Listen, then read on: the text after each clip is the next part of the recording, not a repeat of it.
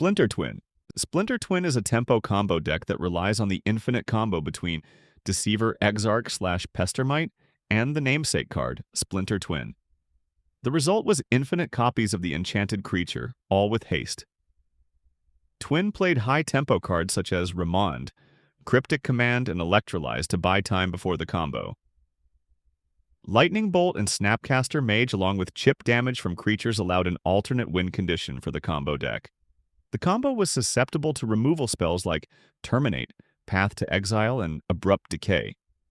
Against heavy removal decks like Blue-White-Red Control or Jund, Splinter Twin would sideboard some of the combo out for grind machines like Keranos God of Storms, Batterskull, or Jace Architect of Thought.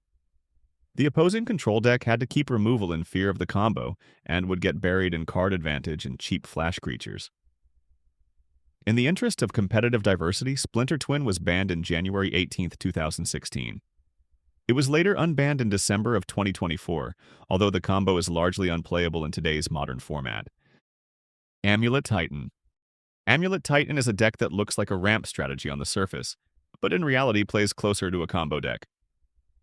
The entire game plan revolves around generating absurd amounts of mana through land synergies, most famously by combining Amulet of Vigor with bounce lands like Simic Growth Chamber. Those interactions allow the deck to deploy Primeval Titan far earlier than intended, sometimes as early as turn 3. Once Primeval Titan hits the battlefield, the game often ends quickly, as it fetches specific utility lands that either generate more mana, give Titan haste, or outright lock the opponent out. The deck's biggest strength is how explosive and flexible it is, capable of winning out of seemingly nowhere while also grinding with powerful lands. Its weaknesses show up when key pieces are disrupted, especially Amulet of Vigor or the early mana development, and the deck can stumble if its sequencing is interrupted. While the deck still exists today, one of its most important enablers, Summer Bloom, was banned in Modern for enabling overly fast and consistent starts that pushed the deck too far. Krark Clan Ironworks.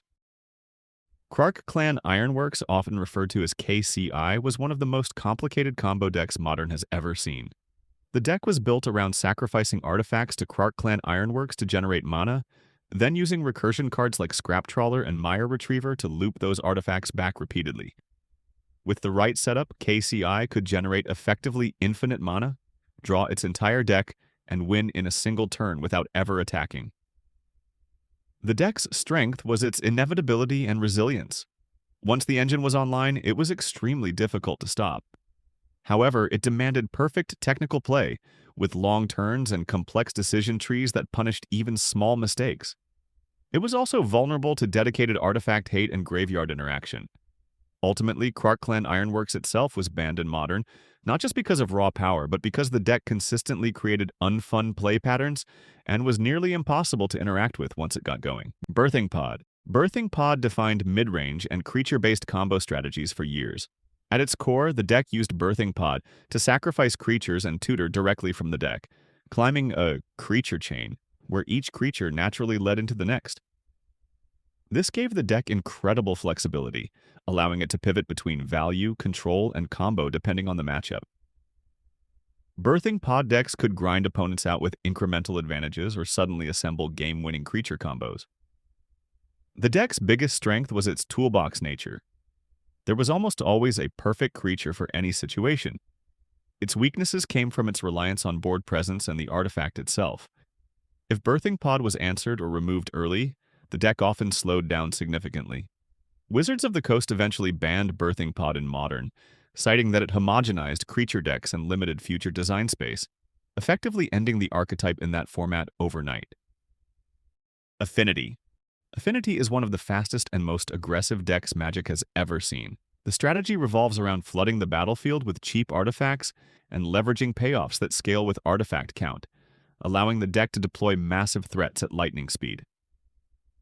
Cards like Cranial Plating turned small, evasive creatures into lethal attackers, while artifact lands and zero-mana creatures enabled explosive openings that overwhelmed unprepared opponents. Affinity's greatest strength was its speed and efficiency, often forcing opponents to have answers immediately or lose the game.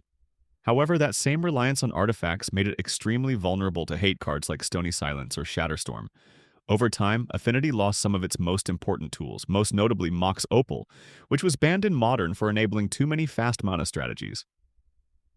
While Affinity still exists in evolved forms, the classic version has never fully recovered from that loss. Lantern Control. Lantern Control is a deck that wins not by damage, but by total domination of the game's resources. The deck uses Lantern of Insight alongside Mill Rocks to control what both players draw, effectively deciding whether the opponent ever sees a relevant card again. Combined with Ensnaring Bridge to shut down combat, Lantern Control slowly locks the opponent out of meaningful gameplay and eventually mills them to death, or forces a concession. Its strength lies in its inevitability and the sheer level of control it exerts once fully assembled. However, the deck is slow, highly technical, and incredibly unforgiving to pilot. Early aggression, artifact hate, or a single misplay can unravel the entire plan.